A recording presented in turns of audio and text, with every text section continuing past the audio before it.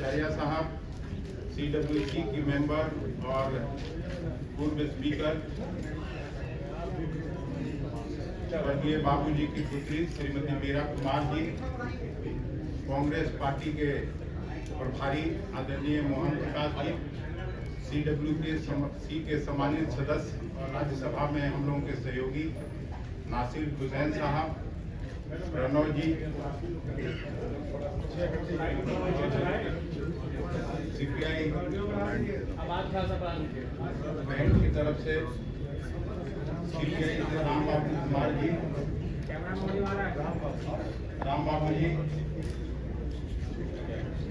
सबकी उपस्थिति में हम अपने राष्ट्रीय अध्यक्ष आदरणीय मल्लिकार्जुन खड़गे साहब को सीधे तौर पर इस प्रेस कॉन्फ्रेंस में आमंत्रित करते हैं कि वो आपको संबोधित करें।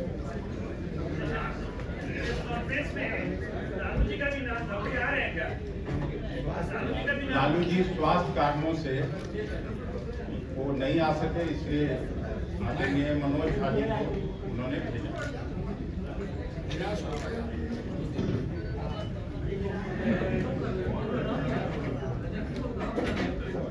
इस मंच पर बैठे हुए हमारे जनरल सेक्रेटरी मोहन प्रकाश जी और मीरा कुमार जी, कांग्रेस अध्यक्ष अखिलेश प्रसाद जी और श्रीमान भट्टाचार्य जी, मनोज झा जी, रामोश कुमार जी और आप यहाँ पर जो हमारे पत्रकार मित्रों, इंडिया गठबंधन की बैठक यादव हुए गाय। मैं आपका ज्यादा वक्त नहीं लेना चाहता क्योंकि एक तो देरी हो गई, मैं क्षमा चाहता हूँ, लेकिन वो मेरी गलती नहीं है। जिसने उड़ान के लिए परमिशन देना था उसने जरा देरी कर दी, इसीलिए हम यहाँ पर देर से पहुंचे। अब तक 3 चरणों में 285 सीटों पर चुनाव हो चुके हैं।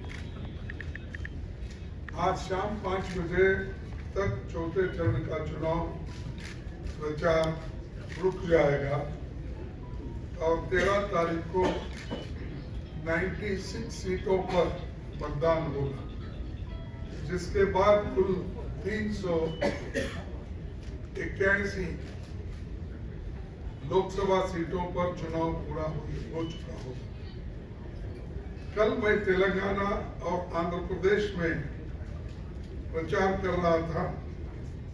मुझे बताते हुए अत्यंत प्रसन्नता है कि मोदी जी के लिए सरकार बना पाना अत्यंत मुश्किल है। कल मैं एक तरफ मेरा पब्लिक मीटिंग था और तेलंगाना में उनका भी एक पब्लिक मीटिंग था। वो देखने के बाद ऐसा लग रहा था कि जो वो हमेशा अपनी बात जो रखते थे, बड़े एक अभिमान के साथ बोलने का और गर्व के साथ बोलने का जो था, वो उसमें नहीं दिख रहा था। और जो केंद्रीय सत्ताधारी जनता के खिलाफ, बीजेपी के खिलाफ जनता में बहुत बड़ा रोष है।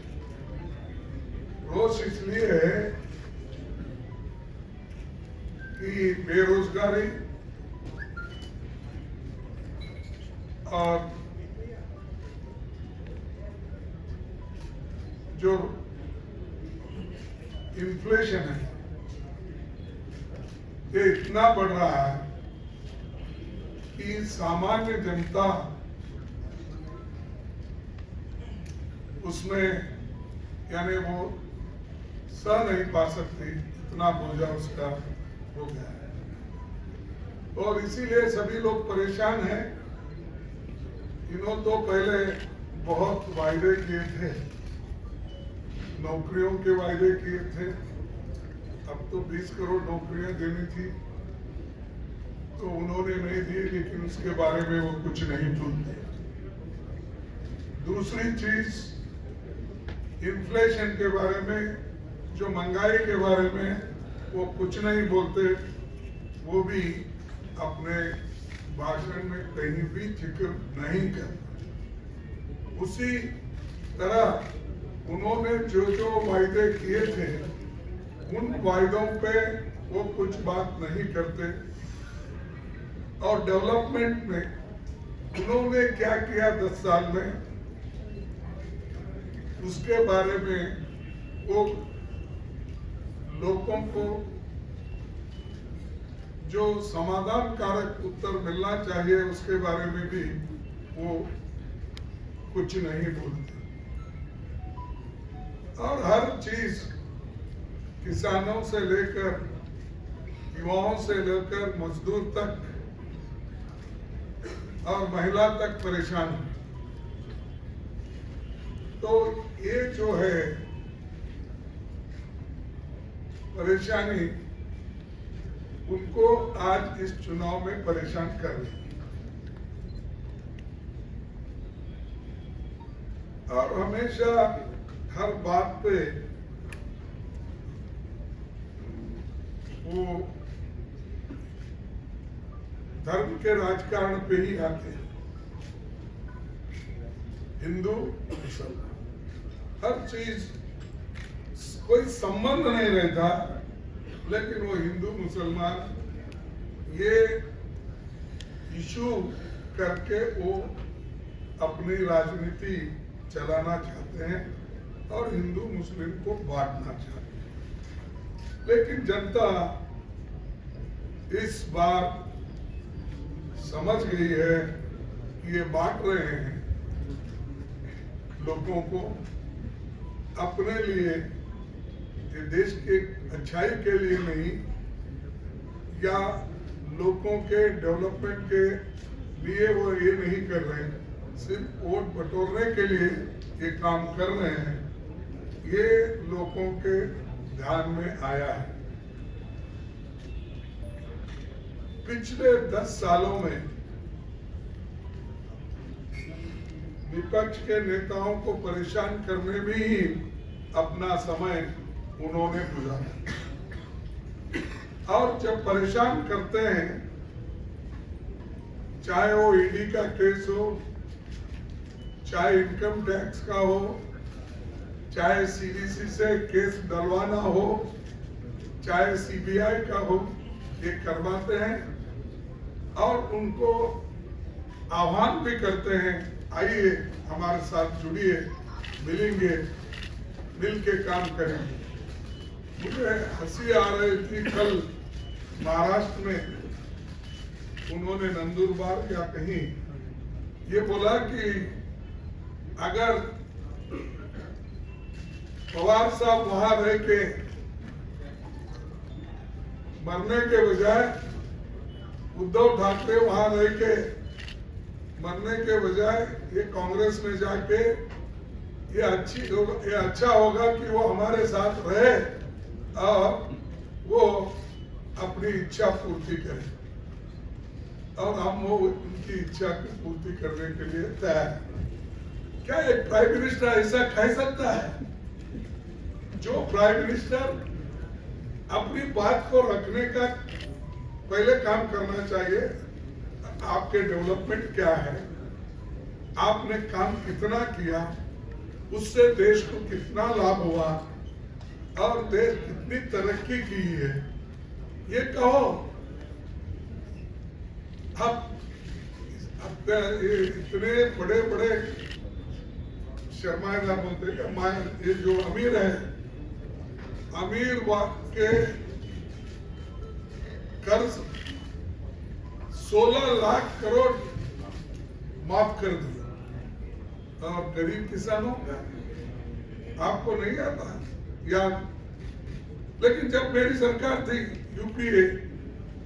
यूपीए में 72,000 करोड़ मनमोहन सिंह जी ने माफ कर दिया।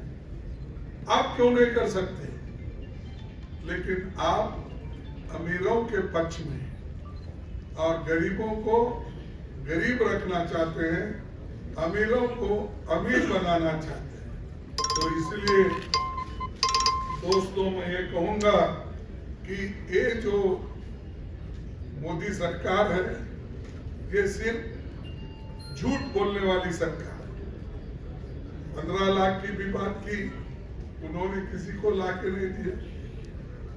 2-2 करोड़ नौकरियां हर साल, 20 करोड़ नौकरियां, 20 लाख भी नहीं दिया। सरकार ने जो 30 लाख नौकरियां खाली है वो नहीं दिया। जो ऑलरेडी कमिटेड है, जिसके लिए बजट रखा जाता है, वो नौकरियां भी वो नहीं दे रहे। तो ये मोदी जी की इच्छा क्या है कि डेली वेजेस पे और कॉन्ट्रैक्ट लेबर से देश चलाना, सरकार चलाना ये चाहते हैं। लेकिन आरएसएस के लोगों को ट्रेनिंग देकर वो केंद्र सरकार के ज्वाइंट सेक्रेटरी के पद पर वो लाते हैं। वहां पर की पोस्ट जो होते हैं, निर्णय लेने के पोस्ट जो होते हैं, वो उनको देते हैं और बात तो गरीबों की करते हैं, लेकिन काम अमीरों का करते हैं। तो इसीलिए मैं ये आपके माध्यम से जनता से अपील करता हूं कि हमने इंडिया अलायंस पार्टनर्स में भी है, एकजुट होकर हम लड़ रहे हैं। मैंने तो हर स्टेट का दौरा किया, वेस्ट बंगाल छोड़ के बाकी सभी स्टेट में मैंने दौरा किया। वेस्ट बंगाल गए, मालदा गए, मालदा सॉरी मालदा गए। कभी कभी क्या होता है, बिहार मालदा ये सब नजदीक रहने से मिक्सचर हो जाता। तो सब जगह फिरे। अब जम्मू कश्मीर तो बाकी है, लेकिन छोड़ दीजिए। लेकिन इतना मैं घुमा जितनी मेरी ताकत हो सकती है इस उम्र में। लेकिन कहीं भी इस बार ये नहीं नजर आता है कि मोदी और उनकी पार्टी आगे आने वाली है, जीतने वाली है। लेकिन उसको रोकने के लिए हम जो कार्यक्रम करना चाहिए वो इंडिया अलायंस वाले कर रहे हैं और उनको जरूर रोकेंगे, उसको आगे बढ़ने नहीं देंगे। उनको हराने के लिए जितने नंबर होना चाहिए वो गठबंधन के पास है और इस बार वो प्रधानमंत्री नहीं बनेंगे, ये एक हमारा सबका दावा है। इसके बाद में मैं ये कहूंगा कि आप क्या करने वाले हैं, ये सवाल भी हम पे उठता है। तो देखिए, हमने 5 न्याय 25 गारंटी की घोषणा की। इसके अलावा भी जब हम मिलके कॉमन मिनिमम प्रोग्राम ये सब बनाएंगे एकजुट होके, ये जो 5 न्याय है 25 गारंटीज है, ये हमारे इलेक्शन मैनिफेस्टो में भी है। लेकिन मोदी जी बोलते हैं कि ये इलेक्शन मैनिफेस्टो कांग्रेस का, मुस्लिम लीग का है। अरे भाई, हमारा युवाओं को पहली नौकरी देना ये मुस्लिम मैनिफेस्टो है। महिला को 1-1 लाख रुपए सालाना देना ये क्या मुस्लिम का है, मुस्लिम लीग का है प्रोग्राम? किसानों को गारंटी देना ये क्या मुसलमानों के लिए है गारंटी? उसी के साथ जो नौकरियां देना, पक्की नौकरी देना, ये हमारे इलेक्शन मैनिफेस्टो में है। क्या ये उन्हीं के लिए है? तो ये सबके लिए, देश के जितने भी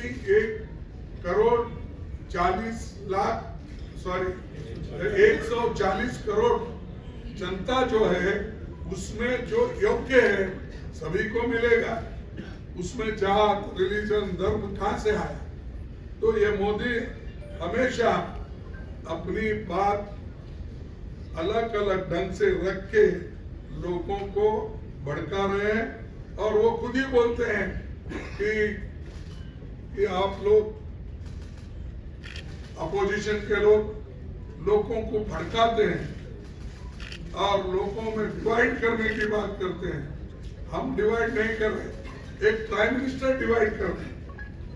ऐसी बातें बोलकर उनको क्या मालूम, मुझे तो मालूम नहीं होता कि बाकी के हमारे प्रोफेसर है, ये भट्टाचार्य जी है, इधर हमारे और सीपीआई के नेता, आप भी बोलना चाहिए। यम से बड़ा उनको मोहब्बत है, वो चाहते हैं। यम बोले तो सिर्फ मोदी ही नहीं, कहां तक चाहते हैं? मुसलमान, मटन, मंगलसूत्र, मछली, ये सब चीजें एक प्राइम मिनिस्टर बोलता है। हाँ, ये मैं अहमदाबाद गया था, वो भी अहमदाबाद में ही थे, तो मेरी एक तरफ मीटिंग चल रही थी, उनकी रैली चल रही थी वहां भी ऐसा बोला, अगर आप कांग्रेस को वोट डालेंगे, इंडिया गठबंधन को वोट डालेंगे, अगर आपके पास 2 एकड़ जमीन है तो 1 एकड़ छीन लेंगे, अगर आप 2 घर है तो 1 छीन लेंगे, आपके पास 2 फ्लैट है तो 1 फ्लैट ले लेंगे, यहाँ तक कि 2 भैंस है तो 1 भैंस छीन लेंगे और वो उनको देंगे। आप खड़े होंगे? हम बना के नहीं बोल रहे, झूठ नहीं बोल रहे। झूठ तो उनको छोड़ दिए हम, क्योंकि सब चीजों पे झूठ बोलते ही जाते। बुलेट ट्रेन का बोले, 15 लाख का बोले, 2 करोड़ का बोले, MSP का बोले, ये झूठ बोलने का अधिकार उनका है, मैं छीन नहीं लेना चाहता। तो ये जो चीजें हैं हमारे जो बैकलॉग SC/ST के लिए, OBC के लिए, ये सब भरने का, और जो भी कानून हमने वर्किंग क्लास के लिए किया था, इन्होंने जो उसको अलग ढंग से उसको निकाल दिया। हम ज्यादा से ज्यादा इसमें कोशिश करेंगे कि जो वर्किंग क्लास के हित में कानून है, उस कानून को फिर से हम लाएं। तो इसलिए मैं ज्यादा वक्त आपका नहीं लेना चाहता हूं, तो बाकी के लोग और मेरे बातों को खत्म। सवाल नहीं, एक करके अब राष्ट्रीय जनता दल के यहाँ सम्मानित मनोज झा साहब से हम आग्रह करेंगे। तो मैं शुक्रिया खड़गे साहब और तमाम मंच पे बैठे लोग, ये पहला मौका है तीसरे चरण के बाद कि हम एक साथ एक तरह से आप सबको संबोधित कर रहे हैं। आप सबका बहुत बहुत शुक्रिया। मैं खड़गे साहब को आश्वस्त करना चाहता हूँ, इंडिया गठबंधन की ओर से तमाम दिवाकर भाई हैं, कम्युनिस्ट पार्टी से हमारे साथी हैं, बहुत जबरदस्त हमें संदेश मिल रहा है। आर्थिक न्याय से निकला हुआ बिहार में हमने जो लगातार बात की है वो है नौकरी का मतलब तेजस्वी, और ये प्रण पत्र उसी आपकी गारंटी से निकला है। ये जो वचन ये है कि बिहार के गांव-गांव में लोग नौकरी देख रहे हैं सर, भैंस नहीं देख रहे हैं। और लाख कोशिश की प्रधानमंत्री ने कि भैंस देखो, लोग नौकरी देख रहे हैं, रोजगार देख रहे हैं। दूसरी चीज माननीय खड़गे साहब के माध्यम से मैं कहूं कि संविधान कितना खतरे में है, परेशानी में है, इसके लिए हमें कुछ प्रोपेगेंडा करने की, प्रचार करने की जरूरत नहीं पड़ी। गांव-गांव तक ये बात पहुंच गई है कि ये लोग अगर आए तो संविधान के बदले गुरुजी गोलवलकर का बंच ऑफ थॉट लागू होगा। संविधान और आरक्षण को लेकर के जो भ्रांतियां फैलाई भाजपा के लोगों ने, और किनको दोष दूं, प्रधानमंत्री, मेरे भी प्रधानमंत्री, लेकिन शहंशाह झूठ हो गए न। प्रधानमंत्री जी, मैंने कहा था हास्य में कि अगर उनकी सभाओं में झूठ पकड़ने की मशीन लगाई गई तो मशीन फेल कर जाएगी, उसका ग्रीस काम नहीं करेगा। इतने झूठ बोले जा रहे हैं। देश के प्रधानमंत्री के पद की गरिमा बरकरार रहे, कोई भी रहे प्रधानमंत्री, अगर वो गरिमा बरकरार नहीं है तो हम सब आहत होते हैं। तो मैं आश्वस्त करता हूं कि बिहार में संविधान, तेजस्वी मतलब नौकरी, और तीसरी चीज जो आपके माध्यम से आपके निर्देश में आपके संज्ञान में लाते हुए कॉमरेड दीपांकर से हमारी बात हुई थी, 13 करोड़ जो सहारा निवेशक हैं, जो आहत हैं, जो परेशान हैं, एक एक पाई का हिसाब होगा और किसी को निराश नहीं किया जाएगा। 4 जून के बाद जैसे ही सत्ता में बदलाव होगा तो कार्यशैली में भी बदलाव होगा, आर्थिक सामाजिक न्याय होगा, सिर्फ नौकरियों की बात होगी, मंगलसूत्र, भैंस, मछली, मटन, इन सब की कोई बात नहीं होगी। और आखिरी एक टिप्पणी करके, बड़ी कोशिश की धार्मिक ध्रुवीकरण की, पूरे देश में नहीं हो रहा है सर, बिहार में तो कतई नहीं हो रहा, क्योंकि मंदिर, मस्जिद, गिरजा, गुरुद्वारा में खड़े आदमी को भी एक पेट है, उस पेट को अन्न से मतलब है, उसको रोजगार से मतलब है। भूखे भजन न हुई है गोपाला। प्रधानमंत्री जी इस देश के मर्म को 10 बरस में समझ नहीं पाए। 2024 में भारत की जनता और बिहार की प्रगतिशील जनता वोट आउट करेगी, उन्हें सत्ता से बेदखल करेगी, और मैं समझता हूं कि वहां से एक प्रगतिशील समाज की शुरुआत होगी, एक सत्ता की शुरुआत होगी। शुक्रिया। आदरणीय दीपांकर भट्टाचार्य साहब से आप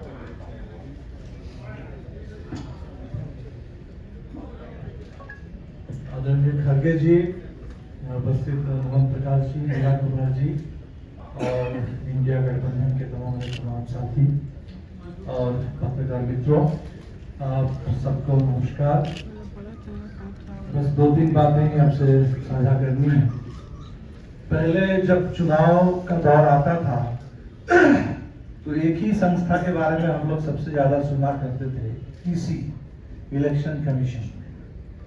और मोदी जी के दौर में अब ईसी के बारे में कम और ईडी के बारे में ज्यादा सुनाई देता है। सामने से ईडी और पर्दे के पीछे से ईडी भी था, इलेक्टोरल बॉन्ड।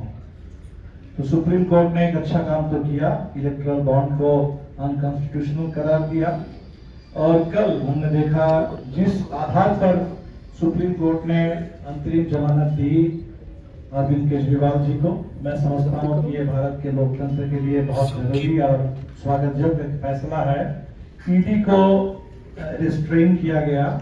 ईडी जिस तरीके से दखलंदाजी ईडी की हो रही है चुनाव में, और जो चुनाव के फ्री एंड फेयर इलेक्शन को बाधित कर रहा था, उस पर एक हद तक रोक लगी।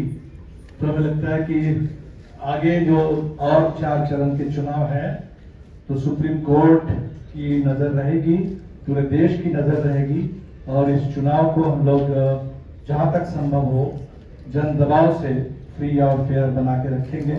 हमें बहुत अफसोस है, कल इंडिया गठबंधन की ओर से डेलीगेशन में ईसी को मिला था, और हम लोगों की जो 2 मुख्य शिकायतें थी, एक तो चुनाव के डेटा को लेकर के अभी तक चुनाव आयोग की ओर से कोई स्पष्टीकरण ढंग का नहीं मिला, और दूसरा जो 16 मार्च को राजीव कुमार जी ने चुनाव के शेड्यूल घोषणा करते समय जो उन्होंने वादा किया था कि मॉडल कोड ऑफ कंडक्ट उसको लागू किया जाएगा, किसी तरह के हेट स्पीच पर रोक लगाई जाएगी, चाहे जितने बड़े नेता हो उन पर कार्रवाई करने में ईसी पीछे नहीं रहेगा।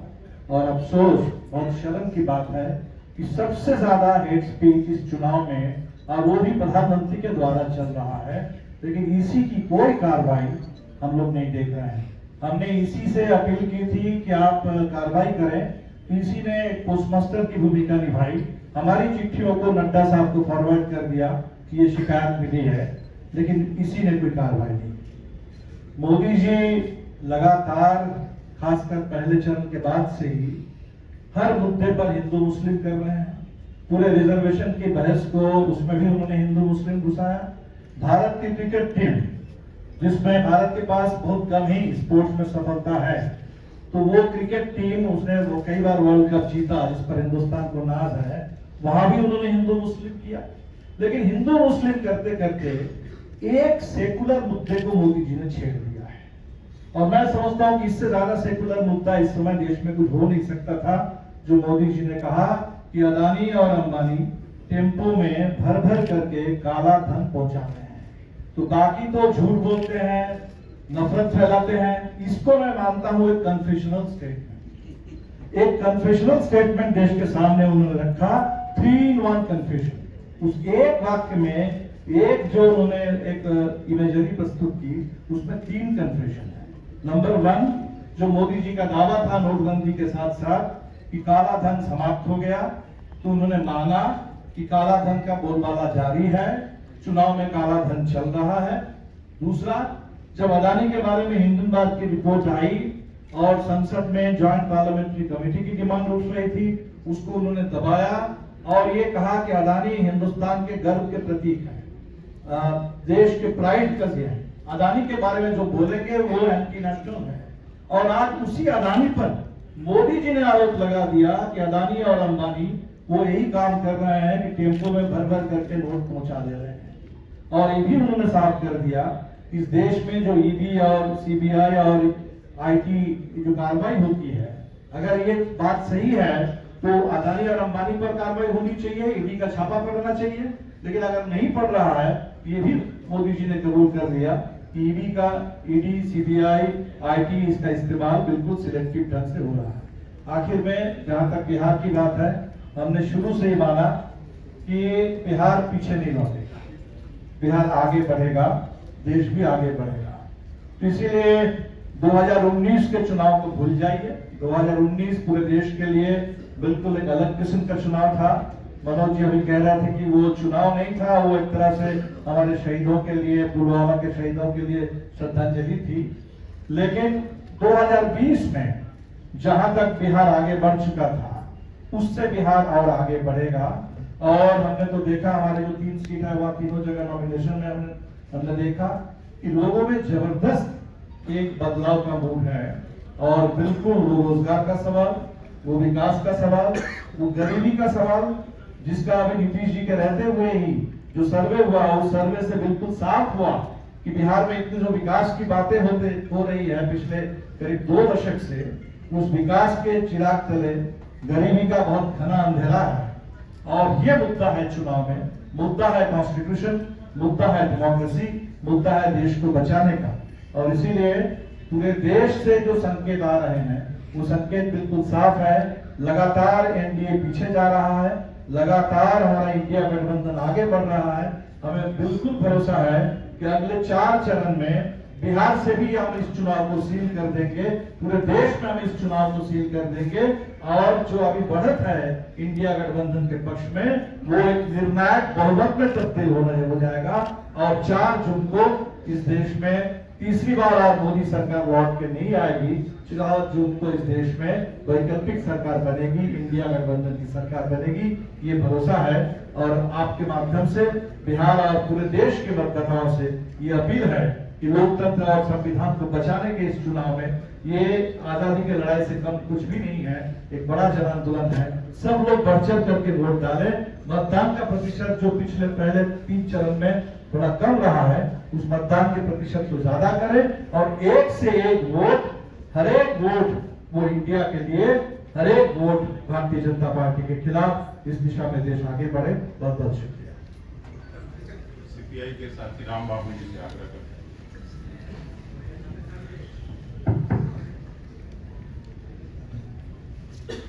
मित्रों, सबसे पहले तो मैं इस चुनावी माहौल में पाटलिपुत्र की ऐतिहासिक धरती पर माननीय खड़गे जी का सीपीआई की तरफ से स्वागत करता हूं।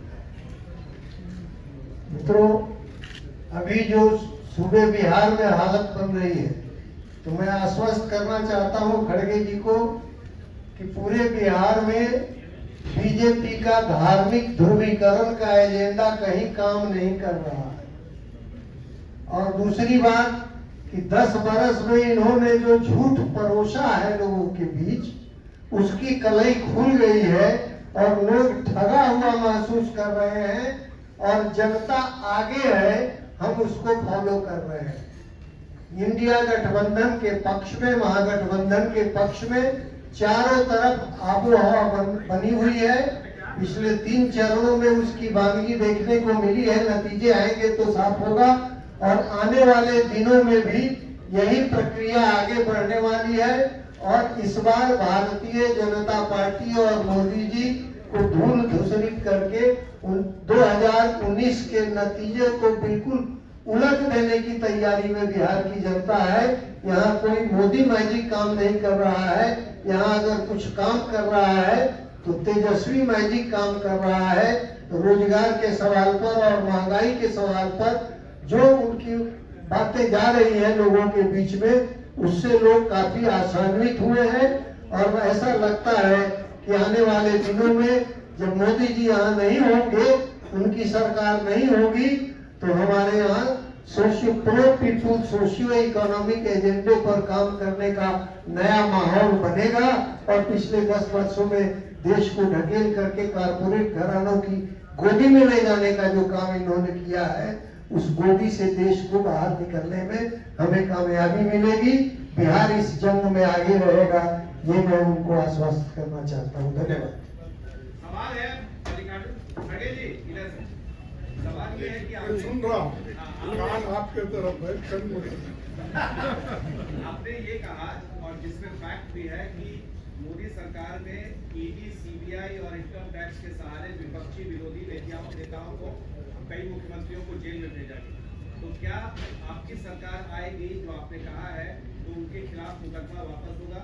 दूसरा, आपने ये भी कहा है कि गारंटी है कि नरेंद्र मोदी पीएम नहीं बनेंगे, तो क्या आप गारंटी देंगे कि राहुल गांधी बनेंगे या कोई और? देखिए, जहां तक ईडी, सीबीआई और सीवीसी, ये जो आज जिन जिन लोगों पर उन्होंने कानून के तहत कार्रवाई न करते हुए सताने के लिए, हरासमेंट करने के लिए और इलेक्शन को तंग और तबाह करने के लिए जो काम किए हैं, उसको देखकर जरूर उनके केसेस हम वापस लेंगे। अगर कोई कानून के तहत केस है तो वो सब गठबंधन की सरकार आने के बाद कानून चलेगा, जो कॉन्स्टिट्यूशन के तहत हम चलेंगे और कॉन्स्टिट्यूशन में जो प्राविधान है उसी के तहत हम काम करेंगे। सेकंड, तो गठबंधन की सरकार बनने के बाद कौन बनेंगे प्राइम मिनिस्टर, ये आपका सवाल है। ये यही सवाल है कि कौन बनेगा करोड़पति होने जैसा। तो मैं आपसे यही कहूंगा कि हमारे गठबंधन के नेता लोग जो भी हैं, उन्होंने सब मिलके जो निर्णय लेंगे वो प्रधानमंत्री, इस देश का प्रधानमंत्री बनेगा। इसीलिए इससे बेहतर भी होगा, हाँ, इससे अच्छा भी होगा। और आपको मालूम है, गठबंधन सरकार बहुत यशस्वी हुआ। हम 2004 में बहुत ही कम थे, लेकिन हमने अच्छे अच्छे कार्यक्रम किए और ये नरेगा जैसे स्कीम किए, फूड सिक्योरिटी जैसे एक्ट लाए, आरटीए, राइट टू इंफॉर्मेशन लाए, आरटीई लाए। ये इतने बड़े काम मोदी जी ने कभी किया है। 5 केजी देकर बोल रहा मैं 80 करोड़ लोगों को मुफ्त खाना दे रहा हूं। अरे हम तो 35 केजी देते थे और कभी ये नहीं बोले कि हम मुफ्त दे रहे, वो दे रहे। नरेगा का बड़े बड़े जितने भी कानून हमने की और वो लोगों के भलाई के लिए ही किए हैं। और किसी कभी हम ये मेरा गिफ्ट है या ये मेरी गारंटी नहीं है ऐसा नहीं बोले, लेकिन उनको आदत है हर चीज को कि मोदी की गारंटी, मोदी का 56 इंच छाती, मोदी का फलाना, ये सब बोलते रहते हैं। इसीलिए हमारा जो भी गठबंधन का सरकार होगा वो अच्छा काम करेंगे और सब मिलके लीडर को चुनेंगे।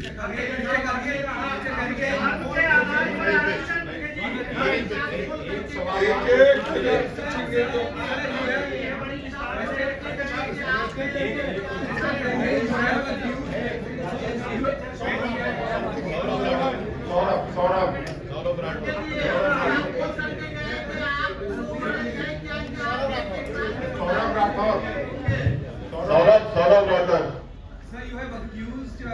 Election Commission of delaying the release of voter turnout data, but the Election Commission has replied and has said that it's a baseless allegation and this could lead to negative impact of voter participation. What is your take on that? Just now, even Bhattacharya ji and all other political parties, they met the election commission.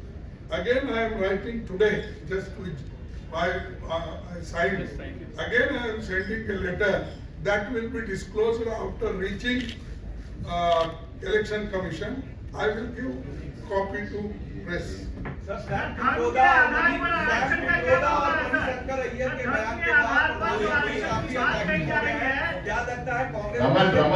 Congress party पर ये backfire हो जाएगा, क्योंकि 2019 में भी मणिशंकर अय्यर ने इस तरीके का कुछ बयान दिया था प्रधानमंत्री को लेकर। क्या बोले हमने? सैम पित्रोदा और मणिशंकर अय्यर के बयान के बाद कांग्रेस पर प्रधानमंत्री काफी अटैकिंग है। क्या लगता है इनके बयान के बाद कांग्रेस पर ये बैकफायर हो जाएगा इस इलेक्शन में? अरे देखिए भाई, वो सैम पित्रोदा जी ने कहा था, जो भी कुछ कहा था, उन्होंने एक बोला कि इसीलिए मैं रिग्रेट करके मैं उस स्थान पे नहीं रहना चाहता हूं, ताकि मेरे स्टेटमेंट के वजह से दूसरों को नुकसान न हो। इसीलिए उन्होंने अपना त्याग पत्र दिया, हमने स्वीकार किया, खत्म हो गया। दूसरे मणिशंकर, ये पुरानी बात है, 100 बार वो बोल चुका है कि माफी मांग लिया है, फिर भी उसको बार बार इन्हों लाते हैं। अब 75 साल 70 साल की बात मोदी लाते हैं, तो ये भी ऐसा ही है, जो बातें पुरानी बातें हैं उसको लिंक करके बोलने में वो मशहूर है। और हमको भी बोलते हैं कभी कभी, जो हम बोलते हैं काट छाट के आपके इस पे डालते, ट्विटर क्या हैंडल पे डालते हैं। हर जगह उनका काम ही है कि जोड़ तोड़ करते रहना। ये अब लोग सुनने वाले नहीं हैं। सर, धर्म के आधार पर एक आरक्षण को लेकर के बीजेपी के नेता प्रधानमंत्री लगातार बोल रहे हैं कि कांग्रेस आएगी तो धर्म के आधार पर आरक्षण होगा। आप लोग का क्या स्टैंड है, क्या कहेंगे? देखिए, जब मेरी सरकार आएगी मैं डिटेल से आपको बताऊंगा कैसा करेंगे, हम क्या करेंगे वो बता। एक आखिरी, मैं आपके माध्यम से, आपका सवाल बहुत अच्छा है। नहीं आप सुनिए, मैं उनका शागिर्द हूँ, मेरे लीडर। सुनिए, आर्टिकल 15, आर्टिकल 16 धार्मिक आरक्षण की बात नहीं है, ये शैक्षणिक सामाजिक आधार पे है। प्रधानमंत्री जी ने मंडल कमीशन रिपोर्ट नहीं करा। सर, खड़गे साहब को बोलिए। सर आप बोलिए। देखिए, नहीं, अगर आपको कोई रिजर्वेशन है तो वो ऐसी बात तो नहीं करना चाहिए, वो बोलना चाहिए। हम गठबंधन के लोग हैं, पूरे लीडर्स। अब कई बात छूट गई तो एक दूसरे की मदद करते, इसका मतलब ये नहीं है कि मैं नहीं बोलना चाहता। हम रिजर्वेशन की जो पॉलिसी पहले से है वो तो चलेगी, लेकिन आज मोदी बोलने का क्या है, वो तुम्हारा निकाल के, क्या शेड्यूल कास्ट का निकाल के वो दे सकते हैं? वो तो संविधान में है, आर्टिकल जो भी हमारा 300 क्या है, 340, हाँ 340, 338, 340, ये तो आर्टिकल डॉक्टर बाबा साहब अम्बेडकर और सभी लोग मिलकर कॉन्स्टिट्यूंट असेंबली में बहस करके लाए सो आर्टिकल है, इन्होंने लाए सो नहीं है। जो चीजें इन्होंने कर नहीं सकते लेकिन दूसरों को ब्लेम करते हैं, तो इसीलिए वो छोड़ दीजिए। मैंने कहा ना, जब हमारी गठबंधन की सरकार बनेगी तो बाकी के चीजों का मैं उत्तर दूंगा।